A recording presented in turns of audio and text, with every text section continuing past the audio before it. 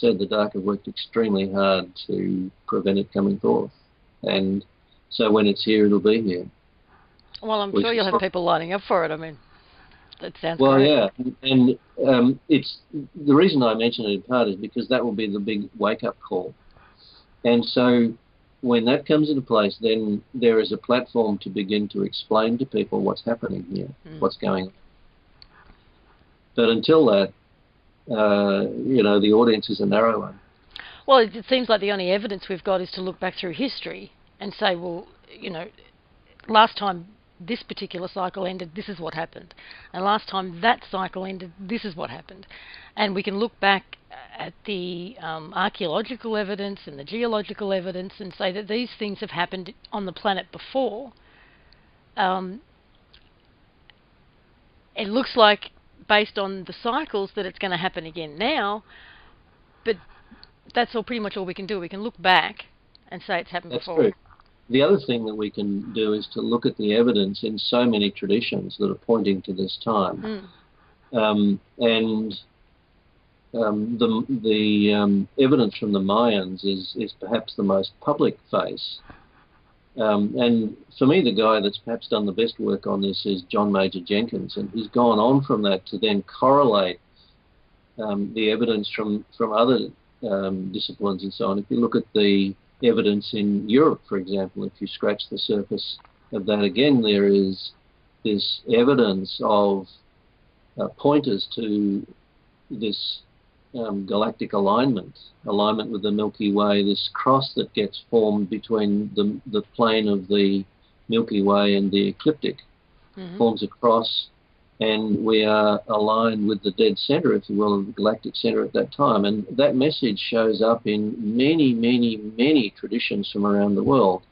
And what no one, from what I've yet seen, has done is to say, well, what's the common origin for all of this, which of course is Atlantis. That's where all this information came from in the first place. This understanding. When the fall happened, it was understood that this would come forth. And so there have been records placed recording that information from Atlantis. It's part of the information that the Templars retrieved from Jerusalem. There was an Atlantean temple built there before Solomon's temple was built, and they retrieved those records, which are now in Europe to be unfolded. There is a copy of that information in Peru, and there was also a copy of that information under the Sphinx in Egypt. So that information is there to come forth. Egyptians seem to be rather reluctant to let us have a dig around under there. Indeed they are. Yeah. Yes. So what do you see? What does life look like after this 3 days? How do we live? What do we do? The issue is how life will be on the new Earth post-ascension. And we have a beautiful YouTube video series of messages from Mother Mary on this. Again, forget your Christian hat. Don't put her in that box. She doesn't deserve to be in there. Yeah, and so she spoke about some of this. I mean, if you think about when you activate the ability of the DNA once more, we will be able to create from the formless, bring forth, manifest whatever we want, if you will, from the formless. We'll be able to create with our minds once more. The notion of visualization, if you will, of intention, and so on, those things do work in this dimension, if you will, but man, compare it with what we will be doing in that context. So I'll be able to, if you want food, you can manifest it in your hand. This whole game that we play of struggling to survive, to bring forth the basic necessities of life, will simply wash away, because we will be able to create the house that we want from thought. Do you ever wonder? So this is just one piece, and there are some other elements here. Another is that we will move out of this linear time experience and return to what is known as the now. So all past, present, and future we can experience at the same time. This linear time has only existed since the fall. So it's only been present on the planet for the last, 12,500 years. And that's one of the fun things with beginning to talk to crystals about some of this stuff, because they exist in the now. It's pretty funny stuff. There's that aspect of this that it just sounds like it's all too good to be true. And Well, you might think that. You might think that. And really, there have been reasons for all of this unfolding, but we are returning to the truth of who and what we are. It's just that we can't quite believe the truth of that. mm, So that's the issue. And that's why something like rejuvenation is an essential trigger to begin to awaken people. well, absolutely, that's what's going to get people's attention. It's tangible. It's in front of their face, and there's no denying it. Indeed. Hmm.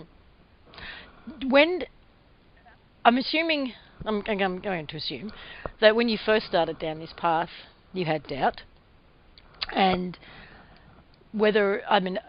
everyone likes to believe, and there's certainly lots of evidence that lots of cultures in the past have believed that they lived in extraordinary times.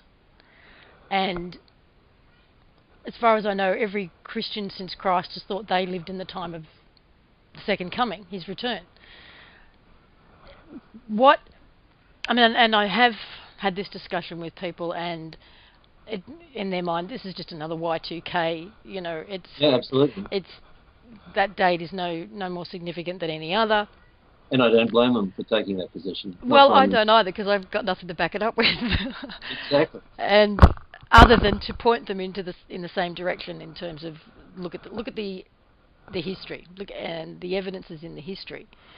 That and point them to the Mayan calendar and things like that. The Mayan calendar ends on the 21st of December 2012. Why?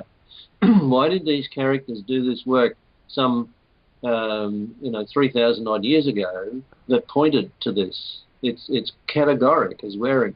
I mean, forget what Kellerman's doing, because he's got a date in 2011, which for me is nonsense. It's December 21st, 2012 is what that calendar points at. So you don't just have to look at that historical record. There is evidence pointing to that date in the future. And those people came forth from Atlantis to give that message. But the real key, Lisa, is bringing forth rejuvenation on the planet. That is the trigger that will awaken people and bring forth evidence that people cannot deny. Mm. So if people want to get in touch with you and the work that you do, I know you've got a YouTube channel. Yes. What's that called?